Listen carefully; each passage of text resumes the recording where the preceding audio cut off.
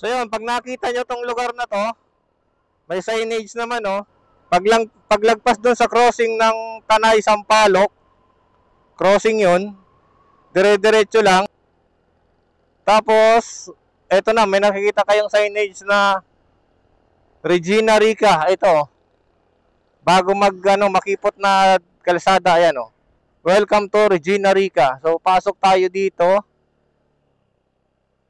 Yan. Kung nakita nyo na yung arko na yan, tsaka yung signage, hindi naman nakakaligaw kasi yung kalsada na dadaanan nyo is panaraw eh. Ang dami nagsasabi na may entrance fee daw dito.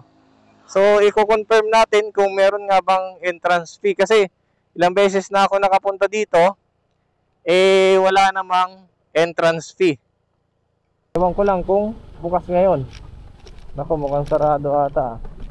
Every Monday and Tuesday close.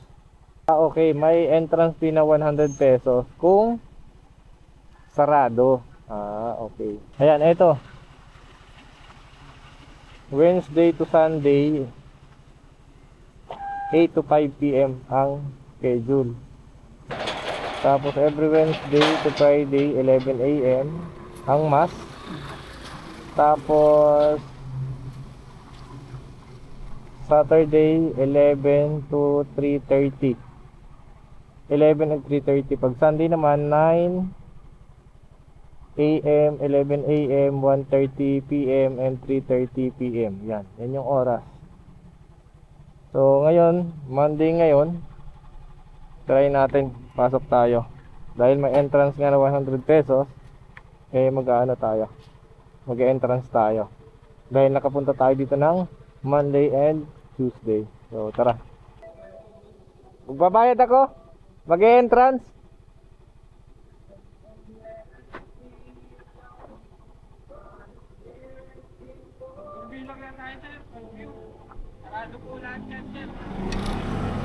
Ha? Lapang dito na yun. Interview lang. Oo lang. Complete lang. Oo. Ano doon na kayo magbayad sir sa baba. Doon sa pinakababa sir. Okay. Ang parking sa may chapel na. Okay. Kayo magbayad sa may pasalubong doon. Sa baba. Hindi nakalagay. Okay, salamat. Pasalubong ko. Viewing lang, viewing. So, doon daw ang pag magbabayad doon sa may baba. Yun, prohibited na bawal ang palpad talaga ng drone. So, saan tayo pwede magbayad dito? May bababa po, dalawa po. Magkano yun? Sandaan. 90 to 100. May ganitong entrance ma'am pag Monday and Tuesday viewing nga lang, walang mass, parang gano'n. Yes po. Okay. So, magbabayad tayo. Saan po magpapark? Yun po sa may chapel. Doon na. Pag-arket. Okay, salamat. So, yung parking, pag nagbayad tayo ng 100 pesos, doon na tayo makakapag-park.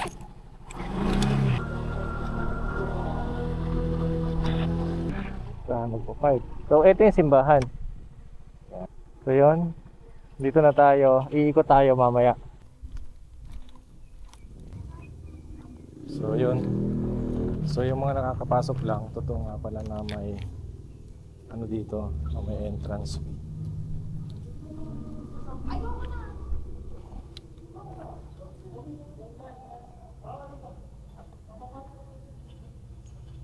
Napakatahimik na simbahan nila. Sa mga nanonood po ngayon, nawa po ay dinggin ang inyong mga panalangin. Salamat po sa panonood, sa lahat ng aking mga viewers, supporters, and kasama po kayo sa aking mga panalangin. Pagdasal nyo rin po ang inyong mga kahilingan at mga pasasalamat para sa inyong mga pansariling intensyon, para po sa inyong mga sariling kahilingan, pasasalamat at pananampalataya. Mas malalim pang pananampalataya para sa Kanya dahil Siya naman po ang nakakaalam ng lahat ng ano pang pwede mangyari sa buhay natin sa araw-araw. Pinagdarasal ko rin po ang aking mga supporters and viewers, mga FW na nanonood ngayong oras na to. Maging safe at ligtas po nawa kayo. sa inyong mga trabaho kung nasa bansa man po kayo. Sa mga kababayan ko na nasa iba't ibang lugar na sumusuporta kay Mr. Ron Vlogs, maraming salamat po sa inyo. Gabayan po nawa kayo ng poong may kapal. Amen. So at nga pala mapapansin nyo may mga nakasulat dyan sa baba. May mga bakat ng paa. Hindi ko alam kung anong tawag dito. Ito ata yung may mga libing ba? Hindi ko alam kung anong tawag dito. Yung comment nyo naman po dyan kung anong tawag dito. May mga bakat siya ng mga paa. Tapos may mga pangalan. Hindi ko lang sure kung ano ang tawag dito.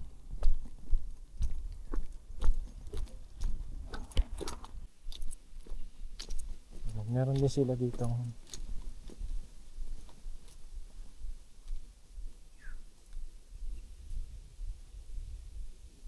Yan, bawal magkalat, bawal din magtanim basura. So may mga pahingahan din sila dito. Yan, mga kubo.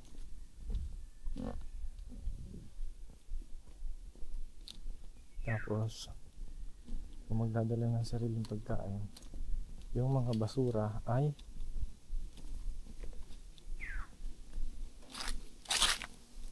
dadalhin din pa uwi. Walang tao ngayon kasi nga Monday. So hindi ako nagkakamali, meron din atang Station of the Cross dito. Yan. So tara, akyat tayo dun sa may taas. At dito magsisimula yung hagdanan. Check natin kung open.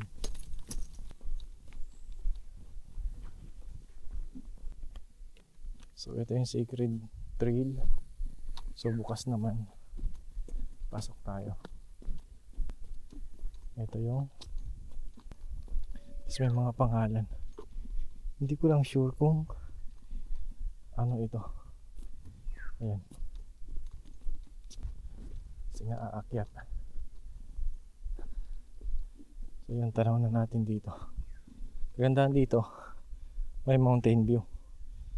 So check natin doon sa ibabaw. Kung mga nanonood ngayon, medyo mahina lang yung boses natin kasi payapa itong lugar na to talaga. Oras ngayon, last 3.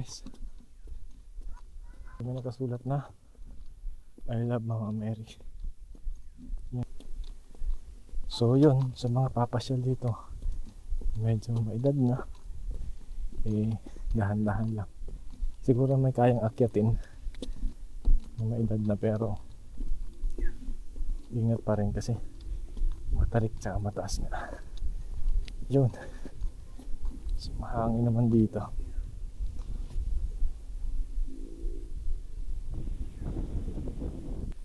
So malapit na tayo. So buti doon tayo nakapag-park. May parking ng motor kasi doon.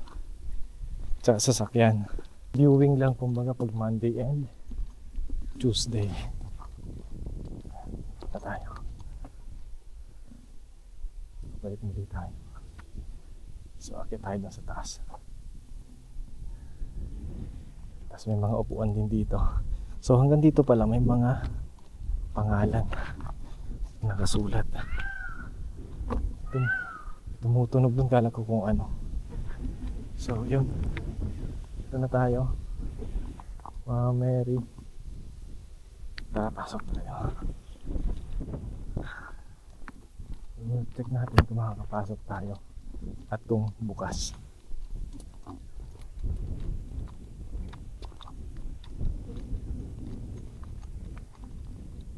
Sarado. So sarado yung loob. Hindi tayo makakaakyat. So sarado. May chapel yan dyan sa loob. So hindi na tayo makakaakyat. Dahil yung sarado yung pinakang solemn nila na tinatawag. Solemn Chapel. Kaya nga sa tanggan mo dito. Dito lang tayo, hawak na lang tayo sa kanya ba.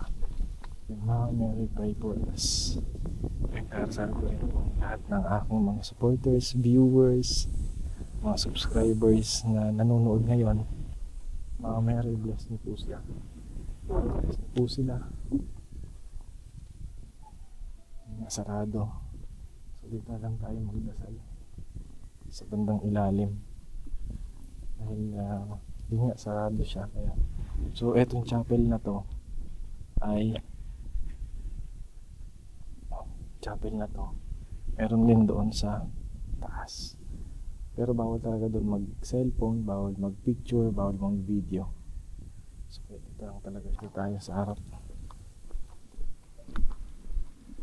Saan tayo sa may harap mag-pray para sa lahat. Mary, pray for us. Salamat po. Yung darasal ko rin po ang aking mga supporters, viewers, subscribers, and followers sa aking Facebook and sa aking YouTube. Yung darasal ko po ang kanilang mga kahilingan. Sa mga nanonood po ngayon, mag-pray din po kayo para sa inyong mga pansariling intensyon, pasasalamat, at inyong mga kahilingan. Naway din po lahat ng ating mga panalangin.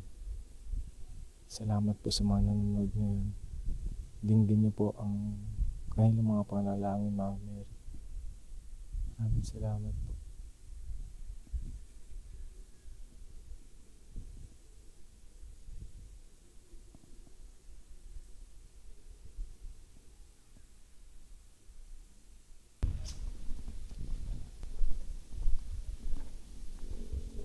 So may mga kandila, pwedeng magsindi ng kandila.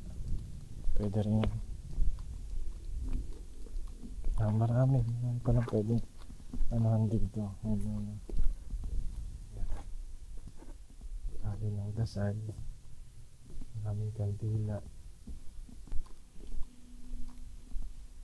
So siguro may Station of the Cross din dito.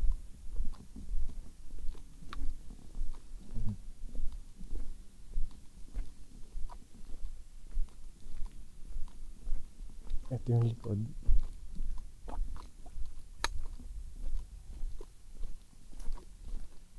So may mga pahingahan din dito. Pahingahan lang, bawal kumain dito. So may CR din sila. Pahingahan lang, bawal kumain. Footprint pala ang tawag doon. So may mga shop din sila, souvenir shop. May mga pasalubong area. Station of the Cross, dahil mayroong mga cross dito, may mga number. Yung puntahan natin sa may grotto, ayun yung mga nanood dun sa ating episode ng grotto sa Bulacan, yun may mga ano yun, yung Station of the Cross nila is may mga rebulto, may mga estatwa. So nangyayari doon, medyo malawak kasi yung, hindi pala medyo, malawak na talaga yung lugar. Kaya may nakapaglagay sila ng mga rebulto. So yun nga, meron din palang Station of the Cross dito. So kada station ay meron siyang cross and may number na nakalagay. So yun nga, yung tinatanong ko sa inyo kanina, footprint pala ang tawag doon. Yan, eto. Pang ilan to? 13. So yung pag-ikot pala doon, pag ano, hanggang doon sa pag-ikot. Tapos dito na yung 13. Station of the Cross. So ito 12. So meron din dito 12, 13. So nandun yung 14. Yung 14. Tapos ito, hindi ko alam kung anong tawag dito. Ito. Hindi ko alam kung libingan din yan o kung ano man. Yan, tapos ito yung simbahan nila. May simbahan din talaga. Simbahan din sila dito.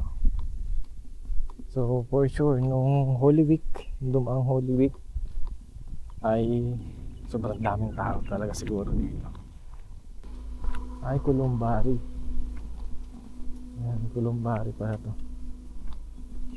Pahuwayan, Columbari. Check natin dito sa may gilid ng simbahan kasi parang may ilalim yung simbahan. Check natin. Okay. May CR papunta. Ito na yung simbahan, yung pinakita ko sa inyo kanina. So merong CR dito. Okay, pababa yung CR. So eto likod ay overlooking view. So sakop pa rin pala yun. Sakop pa rin nila yung kabila. So off limit na dito, bawal na dito. So eto, yun yung likod, ng simbahan. So hanggang dito lang, bawal lang pumasok dito kasi nga ito yung likod na nung mismong simbahan. Napakatahimik talaga. So tara. So ayun po, maraming salamat sa lahat ng sumusuporta. Muli, ako po si Mr. Ron Vlogs at inimbitahan ko po kayo na suportahan sana ang aking mga video na i-upload at aking mga video na pupuntahan pang mga lugar. Kasama po kayo. So sana mag-subscribe po kayo sa aking YouTube channel. So marami pa po akong pupuntahan. So pagkatapos siguro nito, may mga iba pa akong lugar na pupuntahan. So try ko kung makapag-vlog rin tayo sa Quezon Province, sa Lucban. So kung gusto nyo po rin makita yung Kamay ni Jesus sa Lucban, Quezon, target ko rin pong mapuntahan yon. Sana makapunta tayo at may pagkakataon. Sana maganda yung panahon para mabisita din natin yung Lucban, Quezon, yung Kamay ni Jesus. So comment lang po kayo dyan kung gusto nyo pong makita at yun po yung pupuntahan natin sa ating susunod na episode pag nag-Quezon Province po tayo. So sa lahat po ng sumusuporta, maraming salamat. God bless po. Ingat po kayo palagi. Inyong mga kailingan ay sana po ay naipag-pray po ninyo habang nanonood po kayo ngayon. Sa ating mga OFW supporters and viewers sa iba't ibang bansa, maraming salamat. Thank you po sa suporta. Hindi nyo pa iniiwan si Mr. Ron. Mga dating kalingap charity viewers, nandiyan pa rin. Salamat po sa inyo. God bless. Kita-kits po tayo sa susunod na video. Huwag niyo po kalimutan mag-like, comment po kayo dyan sa baba ng inyong mga katanungan, and siyempre subscribe na po itong aking YouTube channel. Road to 100,000 subscribers na po tayo. Sana makuha natin this year yung goal natin na magkaroon tayo ng silver play button. So malapit na yun. So sana suportahan niyo po. Sa pamamagitan po ng inyong pag-share, dadami po tayo dito. So maraming salamat. God bless. Ingat.